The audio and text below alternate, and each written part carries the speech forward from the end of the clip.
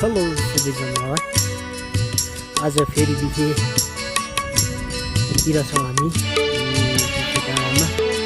एकदमै गरेर कुहिरो लागिरहेको छ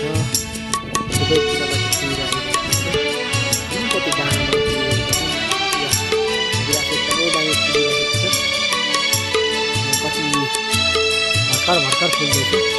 हुन पनि अब आज चैतको 12 गते मात्र हो त्यही भएकोले गर्दा पनि हुनसक्छ यसपालिको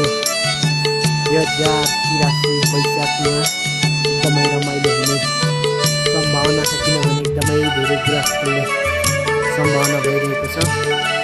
र गुराँस चाहिँ एकदमै झकमक्क देख्छौँ यस्तै गरिकन धेरै गुराँस सम्भावना छ तयारीमा छ।